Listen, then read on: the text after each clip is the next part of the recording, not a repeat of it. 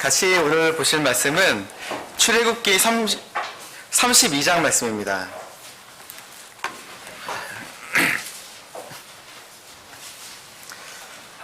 출애굽기 32장 우리가 같이 보실 말씀은 7절부터 14절까지 말씀인데 오늘 말씀 이 과정들 속에서 읽어볼 것이기 때문에 한 절만 11절의 이 앞부분만 같이 한번 보시도록 하겠습니다.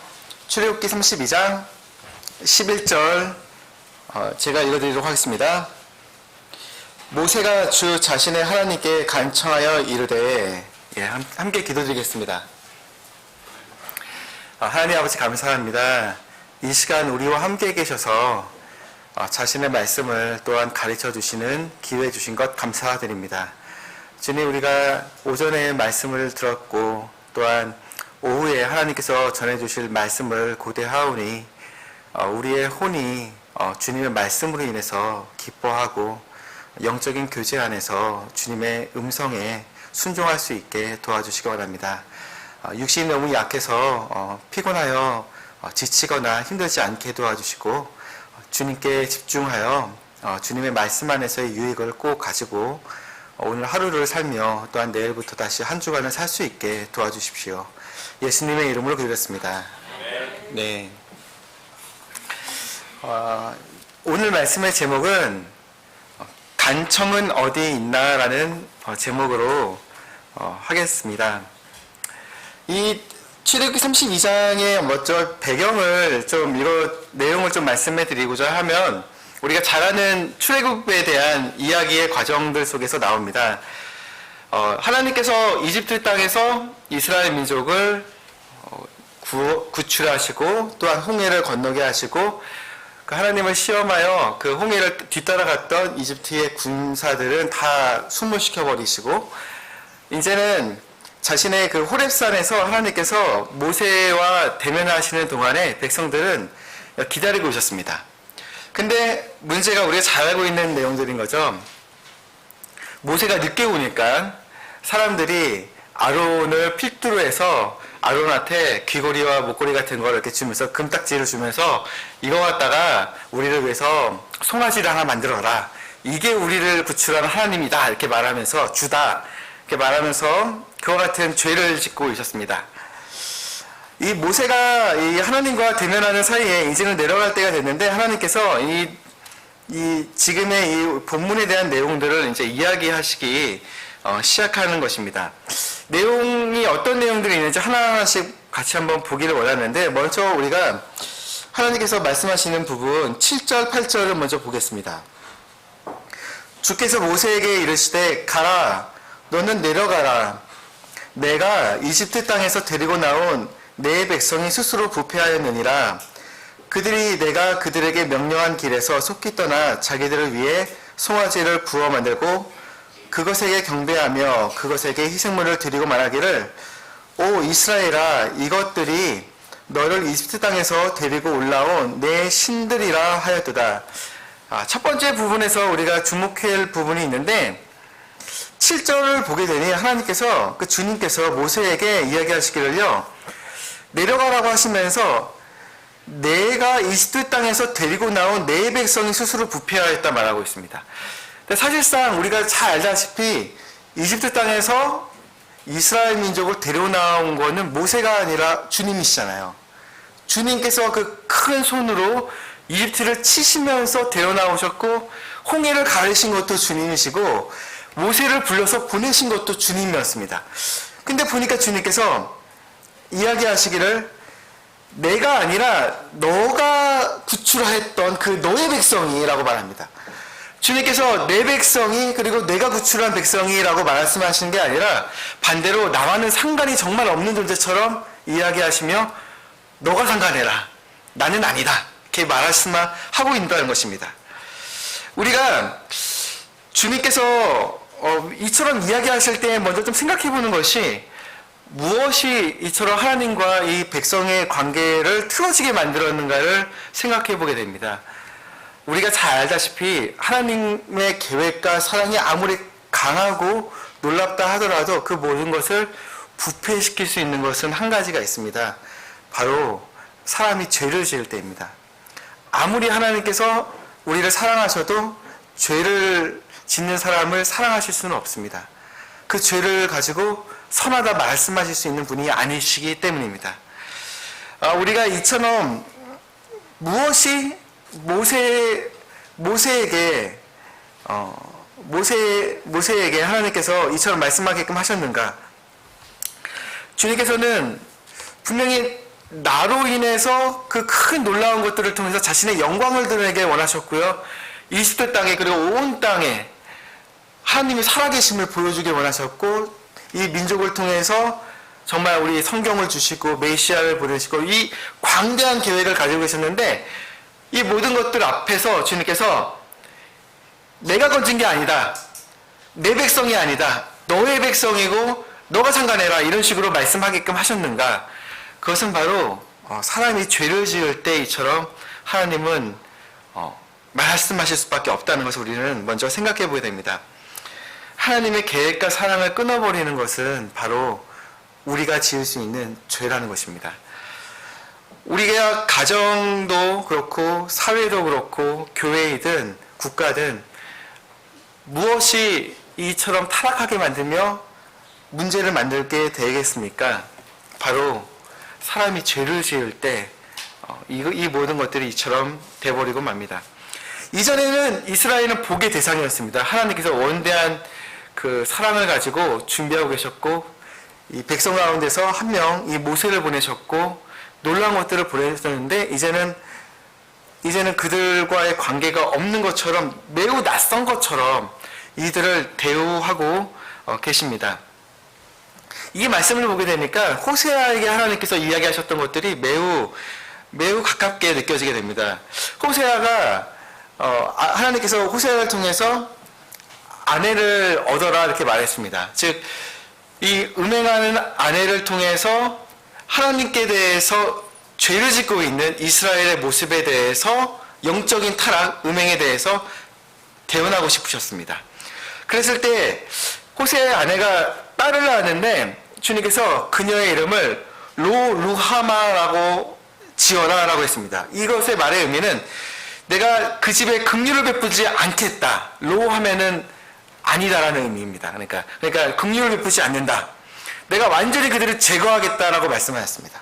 그리고 그녀가 다시 아들을 나중에 낳았는데 주님께서는 그의 이름을 말씀하시기를 로암미라고 지어라라고 했습니다. 하면 또 아니라는 의미죠. 암미, 내 백성, 내 백성이 아니다라고 말씀하셨습니다. 무엇이 하나님의 백성으로부터 긍휼을 앗아가고 하나님의 백성으로서 하나님께서 삼아주셨는데 그 백성이 이제는 내 백성이 아니다라고 말을 하게끔 만들겠는가? 바로 백성이 죄를 지을 때 이런 일들이 일어나게 됩니다. 우리 한국 땅을 보고 또한 이 한국에 살고 있는 우리 그리스도인들이 교회에서 일어나는 것들을 생각할 때 무엇이 하나님의 긍휼로부터 긍휼을 걷어가게 되고, 주님께서는 이전에 자신의 백성으로 삼아주셔서 이 한국 땅에 많은 정말 교회들이 일어나고 많은 사람들이 정말 잿더미 같은 데에서부터 이처럼 놀랍게 먹고 살기 쉽고 자유를 누리며 하나님께 경배를 드리게끔 되었는데, 지금 보아하니 교회들도 그렇고 세상이 이처럼 하나님 없는 것처럼 살고게 되었는가? 그 이유는 한 가지죠. 죄입니다. 이 땅에 죄가 넘치고 교회 안에서도 하나님을 잊어버리기 때문에, 그리고 그것에 속해 있는 우리 개인이 죄를 지을 때 이처럼 이 같은 일들이 벌어지게 된다는 것입니다. 다음 구절을 보시게 되니 9절부터는 하나님께서 이처럼 이야기하십니다. 주께서 또 모세에게 이르시되 내가 이 백성을 보아왔는데 보라, 그들은 목이 뻣뻣한 백성이로다. 그런즉 이제 나를 홀로 내버려 두라. 내가 그들에게 맹렬히 진노하여 그들을 소멸시키고 너로부터 큰 민족을 만들리라 하시니, 주님께서 말씀하시기를요, 모세 선택권을 줄게. 너가 선택해봐. 내가 너에게 선택권을 줄게. 주님이 다 하실 수 있는데 모세에게 뭔가를 돌리세요. 내가 너를 통해서 하겠다. 이 민족은 아니야. 이제 너를 통해서 순종하고 있고 주님의 임재 앞에서 지금 탄원하고 있는 너를 통해서 하겠다라고 뭔가 말씀하고 계십니다. 뭔가 제안을 지금 주님께서 하고 계십니다. 한마디로 이런 거죠. 그냥 리셋 시키겠다. 그냥 다시 시작. 이전 것들 그냥 다 잊어. 그동안에 모세야 너도 힘들었지. 백성이 그렇게 불평하고 물을 달라 하고 빵을 달라 하고 고기를 달라 하고 주님 이전에 이집트에 있었던 그와 같은 허브들이 기억나니까 야채들이 생각나서 돌아가겠습니다. 아니 노예 생활로 다시 돌아가겠대요. 먹을 것 때문에요. 그처럼 모세에게 가서 그처럼 대적하며 말을 했는데 주님께서 한마디로 모세야 그거 힘들었지? 다 이제 잊게 해주고 너로부터 가장 영예로운 이름을 너를 통해서 주겠다라고 주님께서 말씀하고 계십니다. 근데 우리는 한번 냉큼 주님 좋습니다. 내 이름이 영원히 기록되기 때문에 얼마나 좋아요. 네, 나로부터 시작하게 해주세요 라고 말할 게 아니라 이 하나님께서 그잖아요. 신실하신 하나님의 그 하나님 앞에서 내가 하나님을 배운 사람으로서 그분의 임재 앞에서 어떤 필터링도 없이 그분의 임재 앞에서 그분의 말씀을 배우고 있는 내 자신이 주님께서 그냥 다 잊고 십자가는 다 뒤로 던지고 너로부터 영예롭게 시작하겠다라고 말씀하신다면 우리는 내 주님 나로부터 시작하게 해주세요라고 말할 게 아니라 한번 생각해 볼 필요가 있습니다. 주님이 뭐를 가르치시고 싶으시기 때문에 나에게 이처럼 말씀하고 계시는가? 사실 그렇잖아요. 우리가 예수님을 믿었을 때 믿자마자 학생들은 다 맨날 모든 시험에서 100점 받고 아버지들은 월급이 매년 200% 상향되고 어머니들은 항상 이처럼 아름다운 며느리는 없었다. 사람들이 연료문을 세워주고 모든 면에서 항상 행복하고 건전하고 아름답고 향기롭고 풍요로우다면 참 좋을 텐데 그렇지 않잖아요. 십자가가 있고 고통이 있고 눈물이 있고 기도가 있고 그렇기 때문에 서로 격려하고 교회에서 격려하고 도와줍니다. 왜 하나님께서는 십자가를 앞에 두셨을까? 우리의 삶 가운데 아마 지금 방금 말했듯이 모든 것이 우리가 다 예수님을 믿자마자 천국의 생활을 풍요롭게 누리고 있다면 우리가 어디에서 십자가를 배우겠습니까? 주님의 이 고난에 동참하여 하나님의 아들들로서의 상급을 어디에서 우리가 받겠습니까? 예수님께서는 부활을 통해서 우리를 구원하기를 바라셨기 때문에 그것만 바라보시고 십자가를 견디셨다고 성경은 말합니다. 그렇다면 우리는 이와 같은 주님의 십자가에 동참되는 게 없이는 어디에서도 하나님께 영광을 돌릴 방법이 없다는 것을 우리는 기억해 봐야만 할 것입니다. 아마 모세는 알았을 것입니다.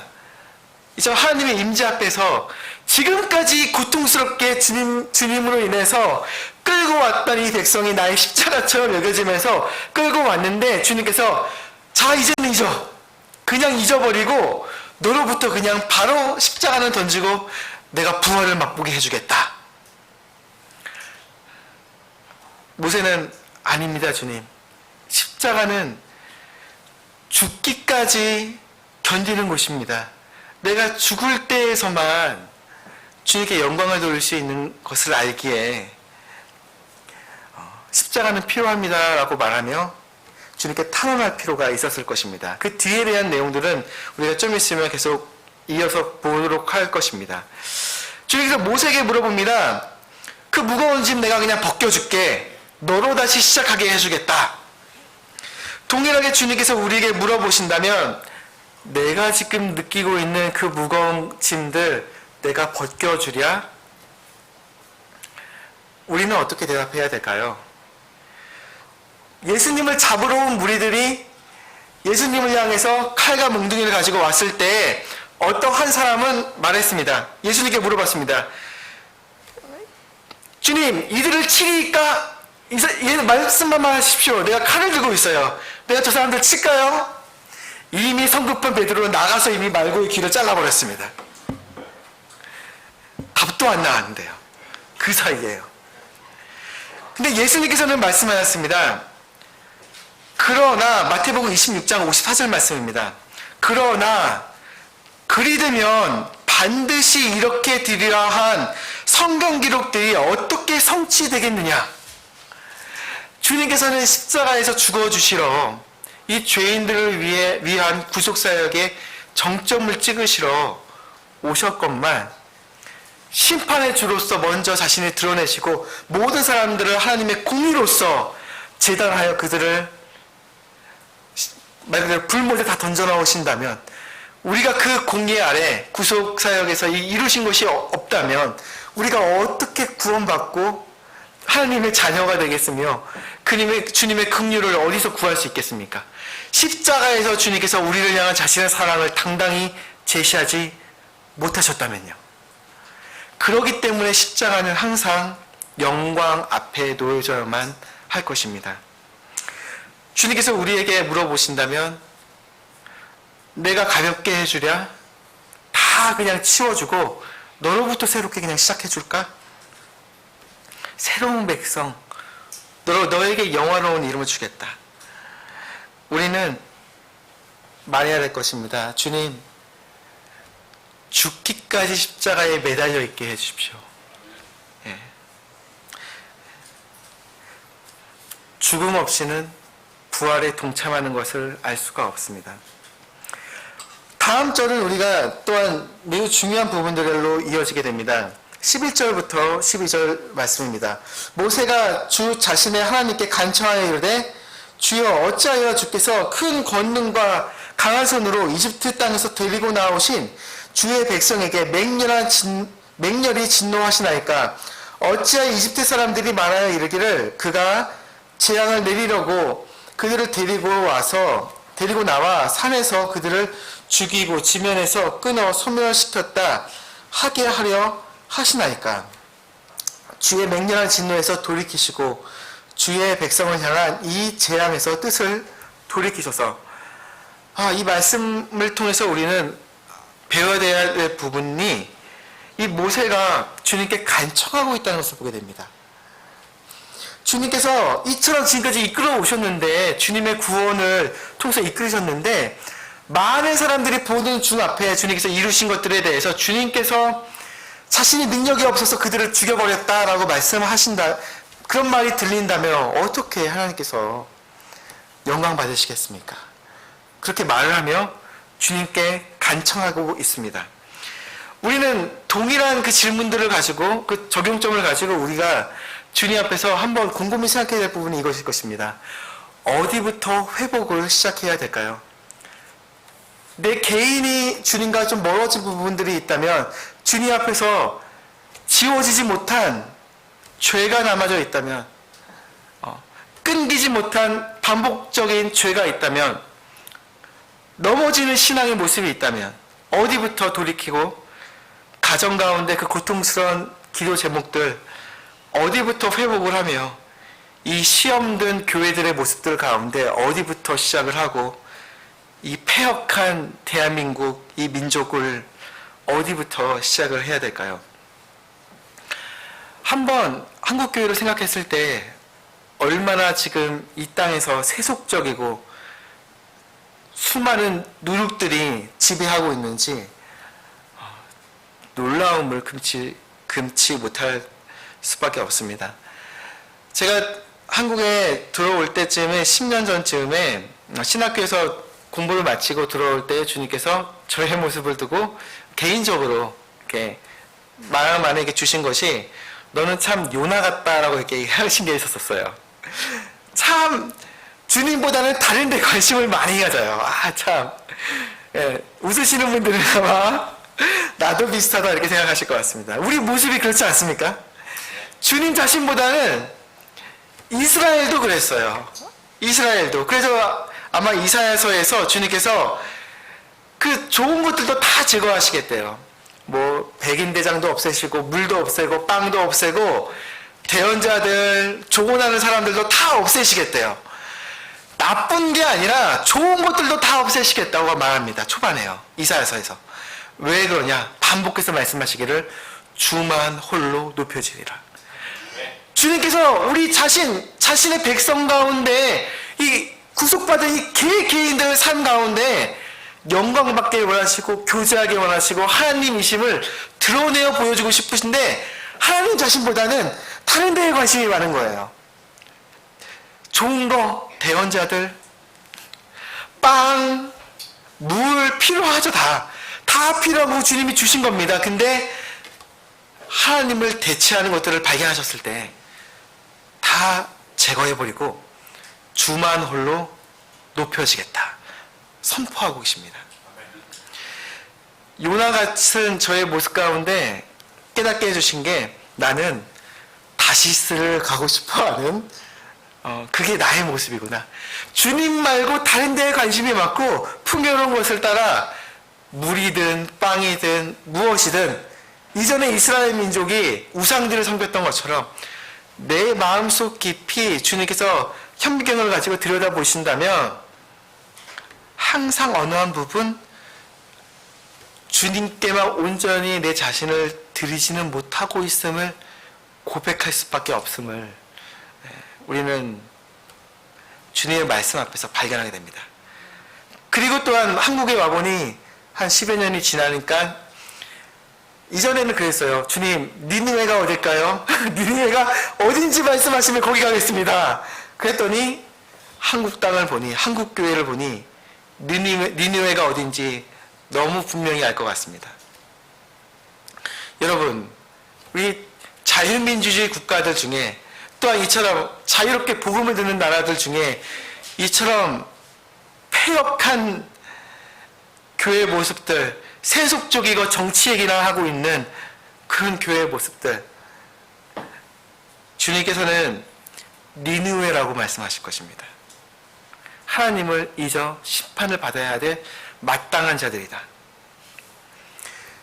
그 전쟁들과 잿더미 가운데서 하나님께서 사랑하셔서 이 대한민국을 주시고 이 대한민국의 교회가 기도할 수 있는 권리, 주님의 이름을 부를 수 있는 권리를 이 높게 주셨건만 너는 좌냐 우냐 이야기하고 있고 교회에서 하나님께 대한 경배와 영광을 드리고자 죽임당하실 그 어린 양께서 받으시기에 마땅하시다는 그 외침보다는 주님 저 사람을 죽이는 게 마땅하지 않나요? 저 정치인 때문에 문제입니다. 저 사람이 내려오는 게 교회가 그처럼 말하는 게 교회의 당당한 권리지 않습니까? 라고 말하는 게 그게 말이 되겠습니까? 우리가 그처럼 하나님을 배웠습니까? 여러분? 예수님께서 저 자를 죽이면 어찌 성경 기록이 성취되겠느냐? 인자가 온 곳은 구원하러 온 곳이 아니냐? 주님은 그처럼 말씀하지 않았습니까?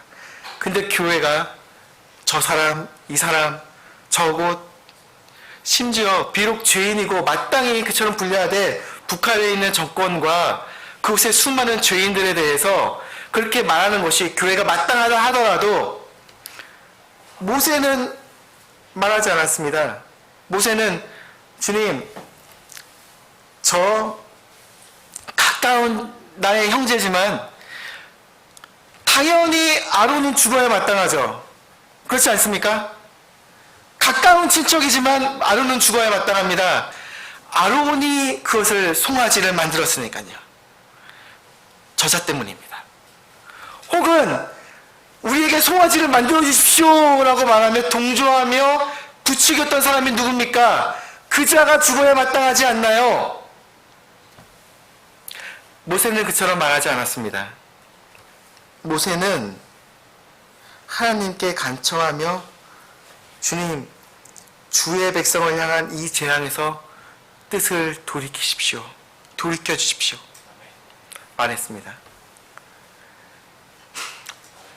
모든 대언자들 중에, 성경의 모든 대언자들 중에 하나님, 하늘의 하나님이시여, 나와 내 아버지의 집이 이 민족과 더불어 죄를 지었습니다라고 말을 했지, 어느 누가 주님, 그잖아요. 사실상 대언자인데 하나님의 말씀을 받는 자로서 그 사람들이 모두 회복에 있어서 그 앞장서서 대언했던 사람들이 죄를 졌나요? 아니죠. 그의 죄에 대해서 언급도 한 적 없고, 하나님이 그가 그 많은 죄인들 중에 드러나는 죄인이었으면 하나님께서 말하시지 않으셨겠죠. 근데 자원하여 그 느끼는 그 감정이, 이 대언자가 느끼는 이 진리는 나와 내 아버지의 집이 함께 죄를 지었습니다라고 말을 했습니다. 하나님 앞에 회개하며 돌아갈 때, 회복을 시작할 때 하나님께서는 사람들의 마음의 문제를 물어보십니다. 백성의 마음 가운데 하나님이 있는가? 저 사람의 문제, 이 사람의 문제, 죄로부터 돌이키고, 혹은 우리를 도와줄 수 있는 아수르로 올라가자, 이집트로 내려가자. 어디 성경에서 그처럼 말합니까? 친미를 하자, 친중을 하자, 반미를 하자, 반중을 하자. 하나님께서는 아수르로 올라가지 마라. 아수르가 결코 너희를 구원하지 못한다. 이집트로 내려가지 마라. 이집트는 상한 갈대라. 너희 손을 찌를 것이다. 말씀하십니다. 모든 회복에 있어서 대언자들은 이처럼 말했습니다. 죄를 탄원하고 하나님 앞에서 애곡하며 거룩한 모입을 소집하고, 오라 우리가 주께로 돌아가자. 그분께서 우리를 찢으셨으나 낫게 하시리라. 그분께서 우리를 치셨으나 싸매어 주시리라.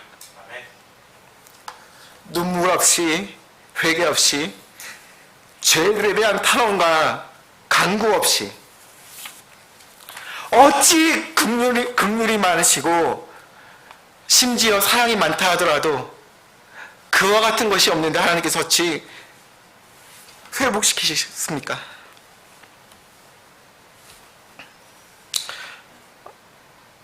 저 사람들을 내려오게 해주세요, 주님. 저 사람들을 죽여주시는 게 마땅하지 않습니까? 주님께서 고치시겠습니까? 아수르로 올라가겠다 하는데요. 이집트로 내려가겠다 하는데, 주만 홀로 높여지리라. 교회 안에 오직 하나님께서 구원하셨음을 주님은 드러내고 싶어 하십니다. 여기에 하나님의 약속들이 있습니다. 역대기하 7장 24절 말씀입니다. 성경책을 한번 보셔서 하나님의 말씀을, 약속을 여러분의 눈으로 직접 보시기 바랍니다. 역대기하 7장 24절입니다.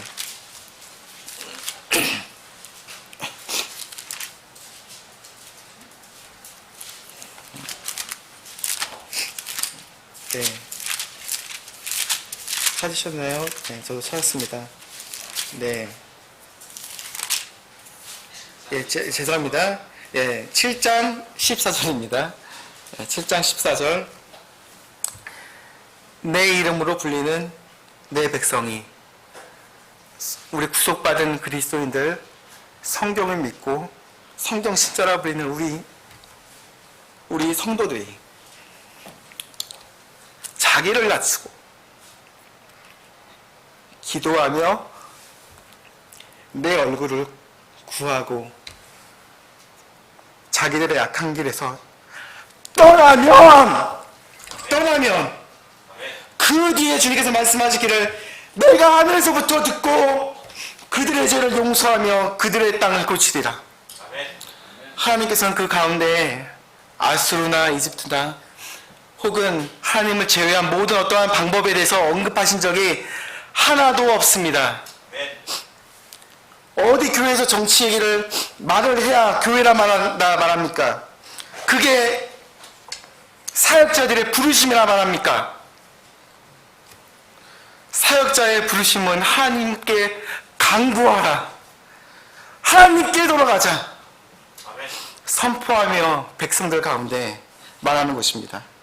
내 이름으로 불리는 백성이 하나님께 돌아가자, 우리가 돌아가자 말하는 것입니다. 호세아 14장을 보시겠습니다. 또 하나 하나님의 약속이 여기 있습니다. 호세아 14장 1절 말씀입니다.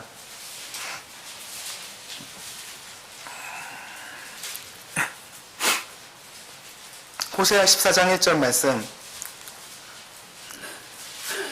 1절부터 좀 읽어드리면, 오 이스라엘아, 주 내 하나님께로 돌아오라.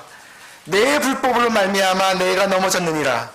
말씀들을 가지고 주께로 돌이키며 그분께 아뢰기를, 모든 불법을 제거하시고 은혜를 베푸사 우리를 받아주소서.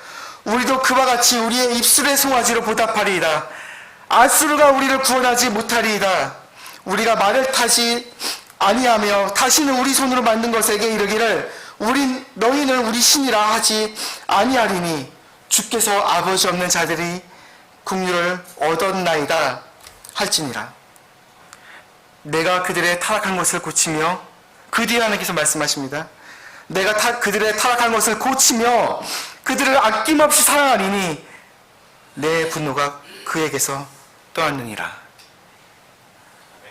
이 4절 말씀, 주님께서 고치시며 주님의 사랑을 받으며 분노가 떠나는 유일한 방법은 이 앞에서처럼 우리가 하나님께로 돌아가자, 우리가 하나님 말씀으로 돌아가자, 성경으로 돌아가자, 주님의 복음과 그분의 영광만을 우리가 알도록 하자.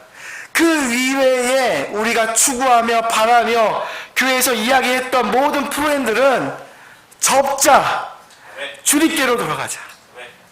그처럼 말하며 간구할 때 이 모든 회복이 시작될 수 있습니다. 어느 교회 목사님이 교회 예배당을 짓고자 했다고 합니다. 그 목사님이 건축으로 인해서 많은 고민이 들기 시작을 하셨대요. 당연히 옛날 이야기입니다. 어떤 분이 건축에 들어가는 비용이니 사람들의 시선이라든지 모든 계획들이나 이런 것들이 쉽겠습니까? 아니죠. 지금도 어렵지만 이전에도 어려웠을 것입니다. 목사님이 고민에 너무 빠져 계시니까 어떤 현명한 자매님이 목사님에게 가서 이런 질문을 했다고 합니다. 목사님, 교회를 기초부터 짓나요? 아니면 첨탑부터 만드시나요? 질문했다고 합니다. 당연히 교회 건물은 바닥부터 해서 쭉 올라가서 첨탑에 도달합니다. 근데 어느 순간 이 목사님은 아마 이런 생각이 들었을 거예요. 목표 지정.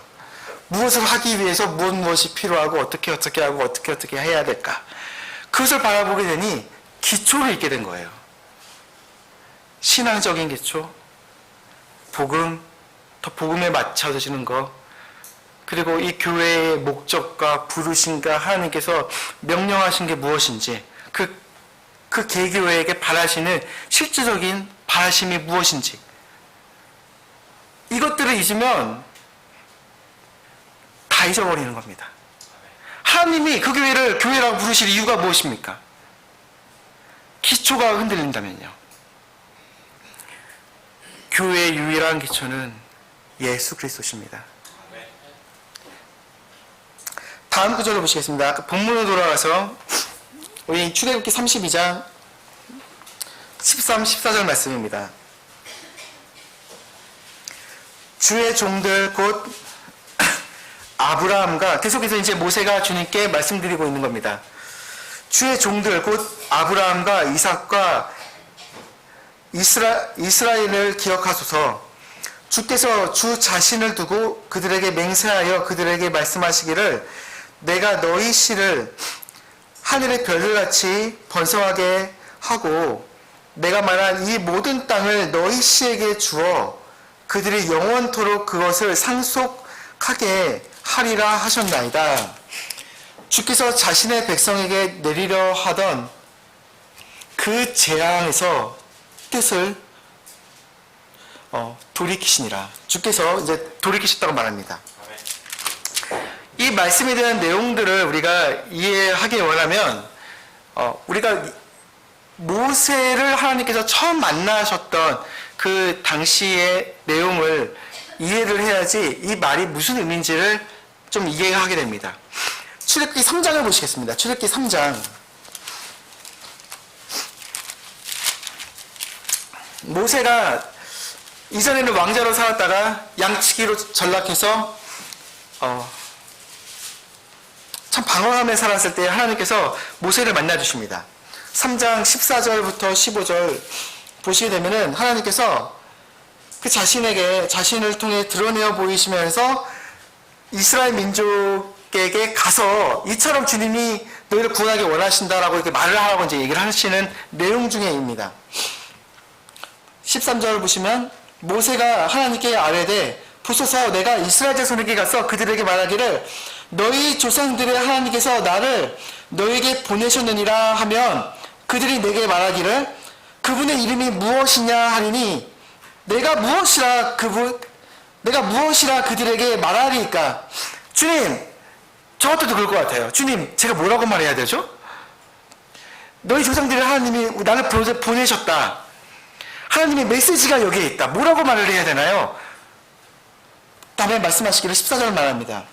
하나님께서 모세에게 이르시되 나는 곧 스스로 있는 자니라 하시고 또 이르시되 너는 이스라엘 자손에게 이같이 말하기를 스스로 계신 이께서 나를 너에게 보내셨느니라 하라. 15절 하나님께서 또 모세에게 이르시되 너는 이스라엘 자손에게 이같이 말하기를 너희 조상들의 주 하나님, 주라고 했을 때 그게 진한 고디로 되어 있죠. 예, 여호와 하나님입니다.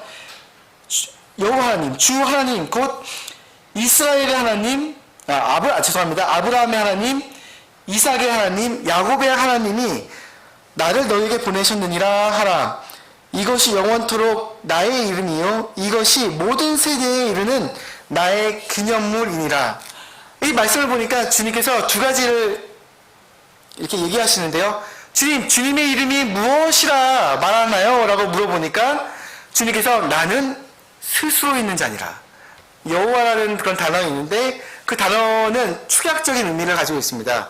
우리가 보면 Y 혹은 이제 요드로 되어 있는 Y, H, V, H에 대한 의미로 하나님의 이름을 들어야 되는데 그것은 과거에도 있었고 지금도 계시고 미래에도 계시는 항상 살아계시는 분, 즉 스스로 존재하시는 분이시다. 누군가의 손에 의해서 만들어진 분이 아니라 과거에도 살아계시고요. 우리는 지금 현재 살지만 우리의 현재는 항상 과거로 돼버리죠. 그죠? 시간은 지나니까요. 그렇기 때문에 미래에 살고 싶어도 미래에 가야지만 살거나 죽으면 못 삽니다. 하지만 주님께서는 과거에도 현재처럼 살아계시고요. 지금도 살아계시고요. 미래의 모든 것을 아시니까 살아계십니다.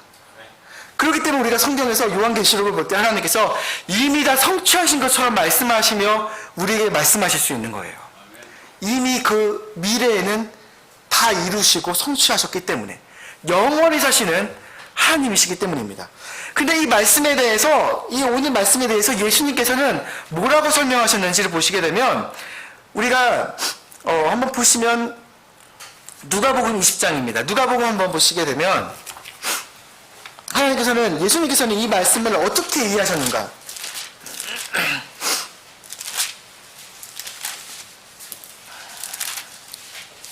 20장 37, 38절 말씀을 보시면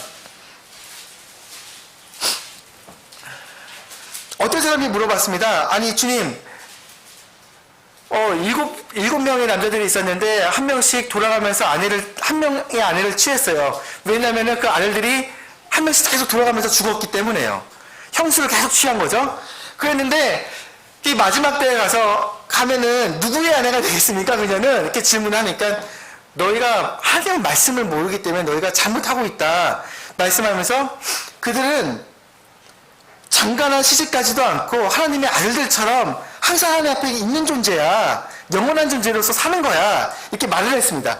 그러면서 말씀하시기를 37절 이제 죽은 자들이 일으켜 세워진다는 것을 모세도 떨기나무에서 친히 주를 가리켜 아브라함의 하나님이요 이삭의 하나님이요 야곱의 하나님이라 부르며 보여주었나니, 이 말의 의미가 무엇이냐? 보여주었나니 그분은 죽은 자의 하나님이 아니요 산 자의 하나님이시니라. 모든 사람이 그분을 향해 사느니라 하시니라. 하나님 앞에 아브라함은 영원히 살고 있다는 거예요. 그분의 눈앞에 항상 있대요. 이삭도 항상 살아있는 거예요. 영원에 있잖아요. 영원한 천국에 있는데 그가 죽었나요? 아니죠. 하나님과 영원히 있기 때문에 하나님 눈앞에는 그가 항상 있어서 주님이 어제도 아니에요. 오늘 언약으로 약속했던 게 주님은 항상 오늘처럼 기억하고 계시고 느끼고 계시고 지키려고 마음을 가지고 계신 거예요. 아브라함에게 약속하셨을 때, 이삭에게 약속하셨을 때, 또한 야곱, 즉 이스라엘에게 약속하셨을 때, 게다가 지금 영혼의 미래, 우리에게선 미래지만 그 영혼의 그 자리에는 하나님의 눈앞에 이들이 항상 살아있는 거예요. 나는 스스로 있는 자니라. 과거에도 있고 지금도 있고 미래도 있는 영원히 사노라. 그 하시는 그 하나님의 모습을 우리는 여기서 발견하고 있습니다. 모세는 이것을 분명히 배웠어요. 그렇기 때문에 이처럼 말했다라고 성경이 예수님이 설명하셨습니다. 그 때문에 다시 돌아가서 본문에서 모세가 예수님이 죄송합니다. 주 하나님께서 모세에게 말씀하십니다. 내가 이전에 그처럼 약속했지만 싹 지우고 저 백성 다 없애고 너로부터 새로운 민족을 세워주겠다라고 말한다면, 모세는 약간은 어질어질하는 거예요. 이건 이상하다? 내가 지금까지 배운 하나님에 대한 속성과는 너무 다른 거예요. 하나님은 영원히 살아계셔서 나의 조상 아브라함의 그의 눈앞에 항상 서 있고, 이삭이 항상 서 있고, 야곱이 서 있어서 하나님 앞에서 하나님 나에게 오늘처럼 이야기하셨는데, 주님이 또한 그의 눈앞에 계속 있는데 하나님께서 왜 그 약속들을 잊어버리고 다 죽여버리고 너를 통해서 하겠다고 말씀하시냐? 하나님의 이름과도 다르고 영원히 기념비로 삼아주신다 하신 아브라함의 하나님이요 이삭의 하나님이요 이스라엘 하나님이라 하신 그분의 이름과도 너무 다른 거였던 거예요. 우리가 하나님에 대해서 배울 때 우리는 그러면은 항상 생각해 볼 수밖에 없습니다. 누군가의 죽음에 대해서, 누군가에 대해서 질책하며 잘못에 대해서 교회 안에서 질책을 할 때 우리는 그를 죽이는 게 마땅할까요, 주님? 주님께서 실제로 바라시는 게, 혹은 모든 사람이 구원받고 하나님의 영광에 이르는 것을 바라시지는 않으시나요? 우리는 생각해 볼 필요가 있다는 것입니다. 비슷한 질문을 요나에게 물어보셨습니다. 저 큰 도성 니느웨에게 가서 그것을 향해서 외치라. 그들의 사악함이 내 앞에 이르렀니라. 당연히 니느웨로 가고 있는 요나는 잘 알고 있습니다. 그들은 당연히 죽어야 마땅한 죄인이라는 것을요. 근데 이상하게 요나는 하나님에 대해서 너무 잘 알고 있기 때문에 도망가 버립니다. 주님 싫어요. 나중에 주님께서 잡아셔가지고 물고기 뱃속에 넣어버리시고, 게다가 니느웨 성에 다시 보내십니다. 그래서 며칠 뒤면은 무너진다라고 외치며 지나갔더니 어쩌면 좋아요, 회개해버렸네요. 그러자 주님께서 뭔가를 보여주고 싶고 긍휼을 보여주고 싶은데 심판을 안 내리신 거죠. 철회하신 거죠. 그 영혼들이 불쌍하셨어요. 내리려고 하였던 심판을 돌이키셨습니다. 그러자 요나는 화가 났습니다. 주님, 그렇게 해버리시면 내가 말한 거면 어떡합니까? 내가 지금 말했는데, 그잖아요. 대언자들은 말을 했는데 철회가 되면 근데 어떻게 해야 돼요? 원래 율법에 따라서는 어떻게 해야 되죠? 돌에 맞아야 죽어야 마땅하죠. 요나는 어찌 보면은 최초 케이스예요. 바른 대언자인데 거짓말했다고 돌에 맞아 죽을 뻔하는 그런 케이스인 거예요. 요나는 말도 안 됩니다. 나는 어떡합니까? 근데 주님께서 그 박넝쿨의 그 경우들을 통해서 자신의 마음 속에 있던, 심지어 이방 민족을 향한 자신의 마음을 드러내어 보입니다. 말씀하시기를, 그러나 요나가 그 일에 심히 못마땅하게 여기고 매우 분노하여 주께 기도하여 이르되, 오 주여 간구하오니 내가 고국에 있을 때에 내 말이 이러하지 아니하였나이까. 내가 이럴 줄 알았대요. 내가 이럴 줄 알았어요.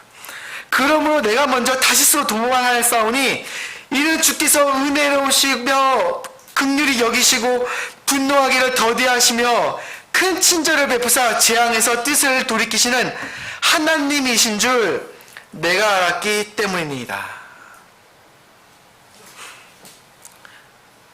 여러분, 우리가 내가 이성적으로 생각할 때, 혹은 내가 믿는 신앙의 기준에서 심지어 죄인은 죽어야 마땅하다고 여긴다 하더라도, 또한 성경이 그것을 말한다 하더라도, 주님께서 모든 피조물들의, 즉 전능자로서 자신을 드러내어 모든 것을 심판하실 그때 전까지는 하나님의 타임테이블, 계획표 안에서는 어떠한 사람도 죽기를 원치 아니하고 죄인이 돌아나와 하나님께 긍휼을 구하며 주님의 자녀가 되고 하나님을 아는 지식에 이르기를 원하시는 게 하나님의 뜻이라는 것입니다.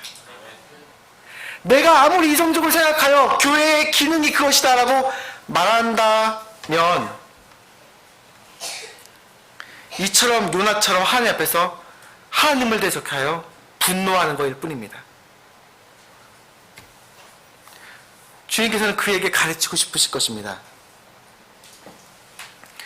내가 너가 그 박넝쿨을 그렇게 불쌍히 여겼는데 저 오른손과 왼손을 분간하지 못하는 자가 12만이 넘는 저 니느웨 성을 내가 불쌍히 여겨야 하지 않겠느냐. 만일 우리가 예수님을 따르고자 한다면 십자가를 배워야 할 것입니다. 내가 짊어져야 될 십자가라는 것. 그 무게에 대해서 누군가의 문제이며 교회에 대해서 죄와 문제로서 질책하기 이전에 내가 하나님의 사람이라면 하나님의 이 거룩한 공회에서, 교회에서 하나님의 이름으로 우리가 하나님께로 돌아가자. 말씀으로 돌아가자. 주님께서 우리를 부수셨으나 우리를 고치시고 싸매실 것이다.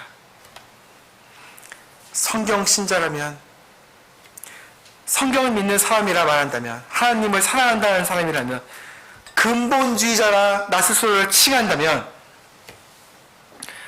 사람들 앞에 하나님의 모습이 이러합니다, 하나님께서 가르치시는 모습이 이처럼 말합니다라고 외치기 전에 내 자신이 골방에서 하나님의 그 음성을 들으며 주님의 긍휼을 배워야 할 필요가 있다는 것입니다. 골방에 도대체 왜 들어갑니까? 사역자들이 골방에서 하나님을 대면할 텐데, 모세처럼 하나님을 대면할 텐데 그들이 뭐를 배우고 있는 것입니까? 주님 싹 죽여버리시고 죄인들은 죽이고 아론도 죽이고 아론과 더불어서 죄를 짓는 사람들 죽이시고 다시 시작해주세요. 새로운 대한민국, 새로운 교회 모습. 그런 방식으로는 절대 될 수 없습니다. 내가 오른손과 왼손을 분간하지 못하는 저 12만 명의 사람들을 불쌍히 여겨야 됨을 너는 왜 모르니? 요나에게 질문하고 계십니다. 주님은 한 사람을 골방에서 찾고 계십니다. 에스겔서 22장 말씀을 보시겠습니다. 에스겔서 22장 30절 31절 말씀입니다. 하나님께서 이 땅에서 한 사람을 찾는다면, 모든 것에 회복에 있어서 한 사람을 찾고 계신다면, 그것이 바로 여러분의 모습이시라면, 구원받은 당신이시라면, 하나님께서는 그 당신이 바로 이 사람이 되길 원하십니다. 뭐라고 말씀하시냐? 에스겔서 22장. 그 땅을 위해 이 대한민국을 위해 이 교회를 위해 내 앞에서 울타리를 세우며 무너진 곳에 서서 나로 하여금 그것을 멸하지 못하게 할 사람을 내가 그들 가운데서 찾았으나 아무도 찾지 못하였도다. 그러므로 내가 내 경로를 그들 위에 부으며 내 진노의 불로 그들을 소멸시켜 그들의 길을 그들의 머리에 보응하였느니라. 주 하나님을 말하노라. 주님께서는 어떠한 사람을 찾고 계시는데 무너진 울타리에 서고 하나님께서 치러 올라오시니 무너진 데 앞에서 주님 앞에서 절규를 하는 어떠한 사람을 찾고 계십니다. 주님, 이 답을 지나가시면 안 됩니다. 마치 아브라함이 주님, 저곳에 의인이 있는데 50명이 있다면 죽이시겠습니까? 10명이 있다면 죽이시겠습니까? 또한 몇 명이 있는데 죽이시겠습니까? 그처럼 하나님 앞에서 타원하며 긍휼을 구하는 자. 이 지금 우리가 본 말씀, 모세처럼 주님, 재앙에서, 이 백성을 향한 재앙에서 뜻을 돌이켜 주십시오. 이 백성은 주님의 백성입니다. 주님께서 자신을 주라 말씀하시며 나는 스스로 있는 자 아니라 과거에도 있었고 지금도 있고 미래도 있으며 항상 영원히 살고 있다 말씀하고 계시는데 그 언약을 하셨던 말씀, 그 말씀을 기억하십시오. 과거에 아브라함에게 언약하신 것, 이삭에게 언약하신 것, 이스라엘에게 약속하신 것, 그들이 주님의 임재 앞에서 살아있지 않습니까? 사랑하는 형제 자매님들, 혼란하고 혼탁한 가운데 우리가 살고 있습니다. 정말 강대국들이 이 한국을 찢어놓으려고 하고 심지어 교회가 흔들리는 이유가 우리의 죄들 또한 있겠으며 그동안 기도하지 않은 죄 그런 것도 있겠으며 마귀가 또한 이놈을 틈타 우리의 마음들을 삼삼오오 분열시키는 것 또한 있을 것입니다. 그럴 때일수록 우리는 호세아처럼 말해야 될 것입니다. 오라 우리가 하나님께로 돌아가자. 오직 그분이 우리의 유일한 소망이다. 이사야처럼 또 외칠 필요가 있을 것입니다. 오직 홀로 주만 높여질 것이다. 주님께로 돌아가자. 우리 하나님께 기도드리겠습니다. 함께 눈을 감으시고 주님께 마음으로 같이 기도드리기 원합니다.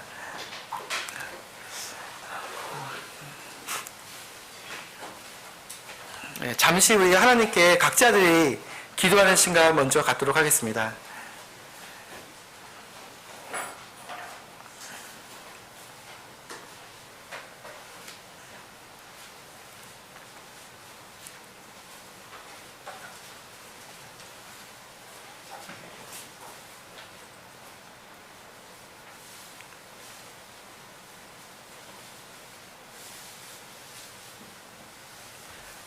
기도하겠습니다. 하나님, 아수르도 우리를 구원하지 못하고 이집트도 우리를 구원하지 못합니다. 우리가 신뢰하는 어떠한 하나님 이외의 어떠한 것도 비록 그것이 커 보이고 일상에서 당대하다 하더라도 그들은 피조물이고 아무것도 아니고 오직 홀로 주님만이 살아계시며 이 모든 것을 지으시고 운행하시고 공급하시며 자신의 백성을 향한 자신의 언약들을 세워주셨고 그새 응답하여 이끌고 계시고 치료하시고 싸매시며 살려주셔서 우리를 향한 자신의 계획에 따라 영광받길 원하십니다. 주님, 우리가 드리는 이 기도가 세상에서 보았을 때 작아 보이고 작은 목소리로 여겨진다 하더라도 주님의 임재 앞에서 우리가 오늘 하나님의 말씀을 통해 배운 바와 같이 주님, 우리가 이 땅을 위해서 이 한국 땅을 위해, 한국 교회를 위해 먼저 작은 씨앗이 되어 죽어주며 하나의 불씨가 되어 나 스스로를 태워 이 불을 붙이는 그와 같은 존재가 되기 원합니다. 주님의 거룩한 임재 앞에서 우리가 배우는 것이 무엇입니까? 하나님께 간구하며 기도하며 주님께서 우리의 기도에 응답하시다 여기며 기도하는 그 이유가 무엇입니까? 오직 홀로 주님께서 영광 받으실 수 있기에 여전히 이 백성과 민족과 우리를 바라보셨을 때 불쌍히 여기시는 주님의 심정에 따라 이 우리를 구원하고 싶어 하심이 아닙니까?